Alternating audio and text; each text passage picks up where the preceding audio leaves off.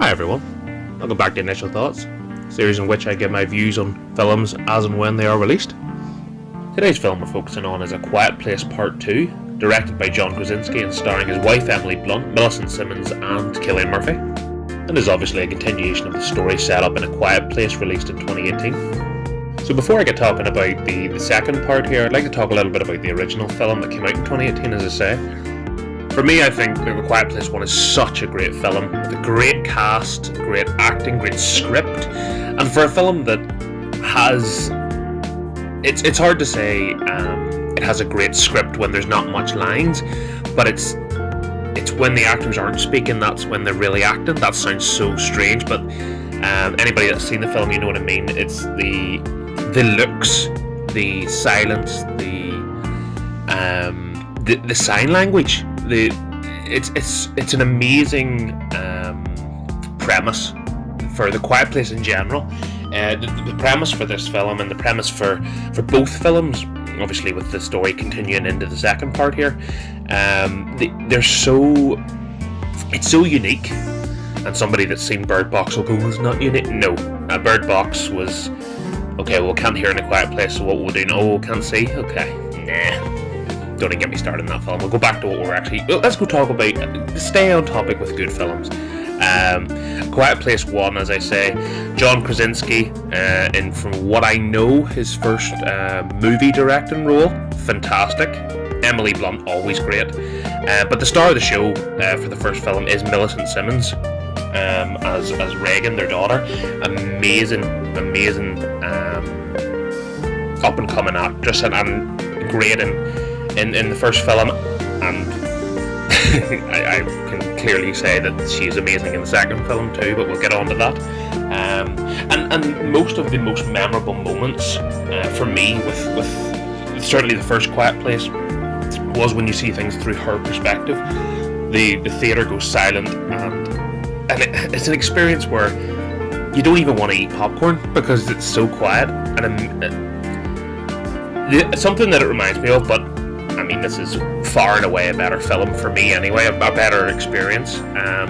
If you remember Gravity, that came out with Sandra Bullock and George Clooney a few years back, and that was one that you could watch it in your living room, or in your house or just wherever, and it was good, but in the cinema, it really was an experience. That's what these films are. Both A Quiet Place 1 and 2, you have to see in cinema if you get the opportunity. Don't get me wrong, they're still great if you're watching, and if you have a home cinema and back and sound and everything, it would still be great. But this is one that I would really both films. I would love to do a back-to-back of these two films, because I did love the first one, and now we're going to get into my review of the second one. I love the second one too. This is such a strong two-parter. The second film builds on the world created in the first one, gives a lot of depth to the story, a bit more depth to the characters, and overall the sequel, the part 2, makes part 1 even stronger with context. Not too much, and not to the point where it's pandering to the audience. It's very much the right amount of extra details that we didn't learn in the first one. And for me, that's the minimum a sequel should do. A sequel should build on both the overall story narrative in the entire universe of the film it's attached to, but also the original film. A direct sequel should build on that, and as I say, this does exactly that. It makes me want to go and watch not only the first one again, but the two of them back to back. And thankfully, the runtime ties into that too, because the first film, it's only an hour and a half. And then this film is just over an hour and a half. So, time-wise, you're talking 3 hours for a real strong drama horror experience. And obviously, second parts of films can be very different to each other. Something like It Chapter 1 and It Chapter 2 are very different. The overall story of It Chapter 1 and 2 are kind of the same, but the dynamic with the kids in the first one, the adults in the second one, that's a very different film. Whereas for this is kind of like what would be a good... something like a Kill Bill. Kill Bill Volume 1 and Kill Bill Volume 2. The two of those films blend very gracefully into each other, and they just become one. But for me anyway, I know some people very much prefer the first kill build to the second, and that'll probably happen with this too. I'm sure a lot of people will go, yes, A Quiet Place 1 was stronger. And in essence, I would say that, but that's not really as a negative. The second one builds on a story. The only thing, but this was inevitable. You couldn't really combat this no matter what way you wrote the script. But the second one does take away from that kind of first hour of A Quiet Place 1, which is, we don't know anything. We're trying to figure it out as we go.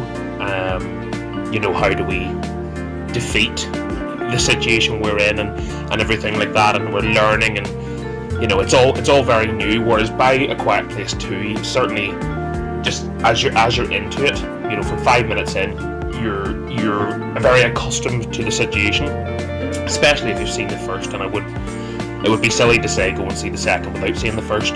See the first, then see the second. Goes without saying. But yeah, I can't praise this sequel enough. As I said before, Millicent Simmons is again the star, and she's the overall star of both the first and second film. Emily Blunt's doing a fantastic job. Cillian Murphy in this film it's one of his best roles, and obviously he's fantastic in things like Peaky Blinders. But as far as a film goes, this is one of his stronger roles. Even with the minimalistic style of writing, he's not going to have any monologues. It's all very short and sweet dialogue when they can get a chance to talk out loud. So very strong performance from him too. And as you can see on the screen, IMDb has been very kind to this, and I am all there for it. An 8 out of 10 is very strong. Actually, at the minute, the 8 out of 10 score is higher than the first one has. The first one, interestingly, has 7.5 out of 10. So I still would think the first one's stronger.